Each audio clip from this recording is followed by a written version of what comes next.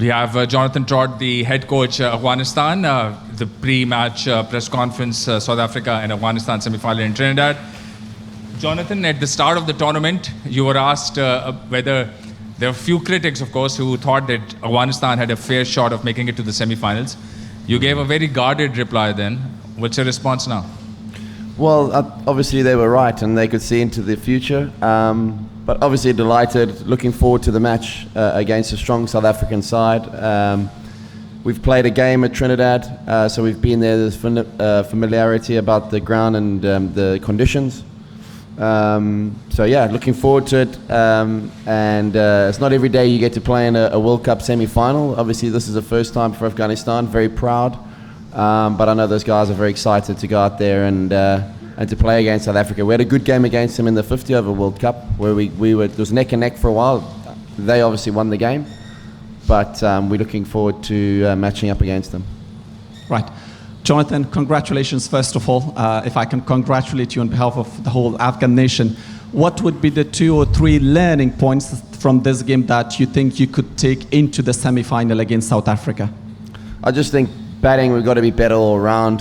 We left a lot of runs out there. Yes, it wasn't the greatest of wickets, but so many times just bat on ball. We just missed so many balls where we could have got singles or perhaps looked to hit it in the gaps. But just a little bit of nous or experience. I'm not sure if it's a little bit of nerves.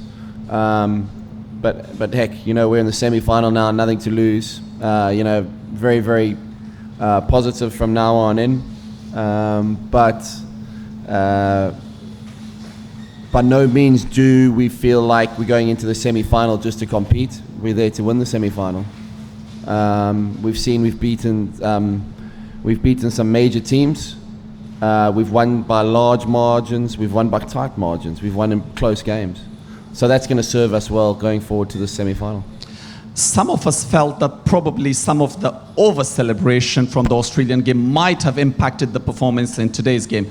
It's going to be an even bigger celebration today. Are you in any way concerned that that might impact the game against South Africa as well? Do you want to stop them in their steps and tell them, wait, there is another huge game coming up? No, I think it's important to celebrate moments, but I think what the real world-class players do or teams do is they're able to switch on and off at the right times. And I think for our guys, this is a new experience. This is a new type of pressure as well. So they get into grips with it. The more they're playing these types of games, the more accustomed they'll come to having the highs and lows that international cricket gives you. But how to deal with it and stay on the right side of, where you want to be mentally, whether you want to be over ambitious, overstimulated, type thing, or you're too laid back. I think today we needed to be a little bit more ambitious with what we did.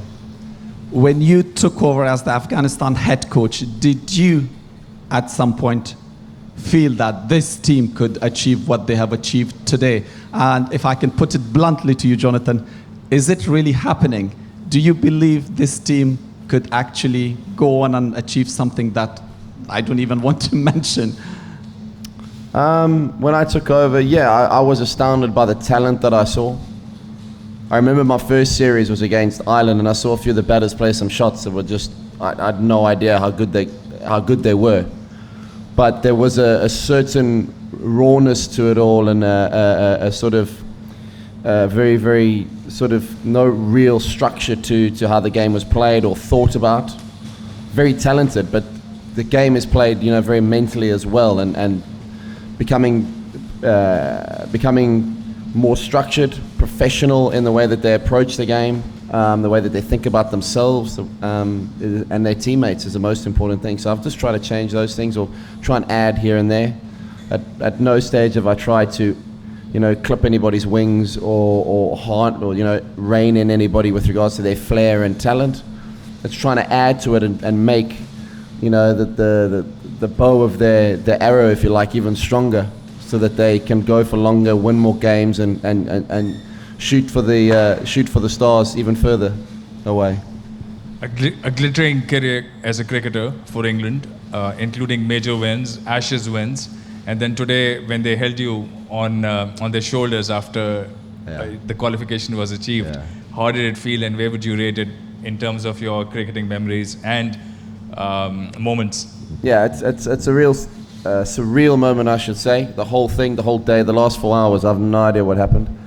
It's so topsy-turvy, and it started well. We wanted to bat. We knew it wasn't a great surface, but we wanted to get at least 140, 150 and give ourselves a chance, and knowing that they needed to do it in just over 12 overs, I think it was. So, and that would play into our hands. But then, yeah, so it was a real tricky one, and boy, it's you know, we keep we keep entertaining people with the games of cricket that we play. It'd be nice to let's get back to winning by big margins. That'd be great.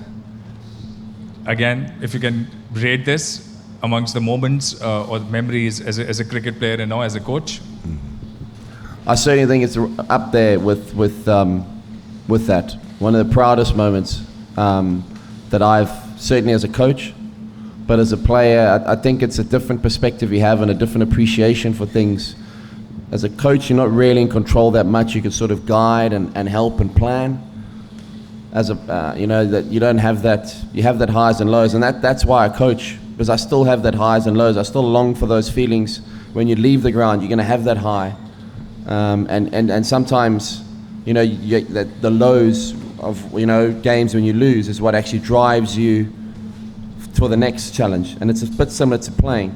So that's why I love coaching. That's why I love being in the change room, and I love, you know, working with these guys, and you know, it's there's been quite a lot of ups and downs over the last month or years, a lot of, you know, growing pains, if you like.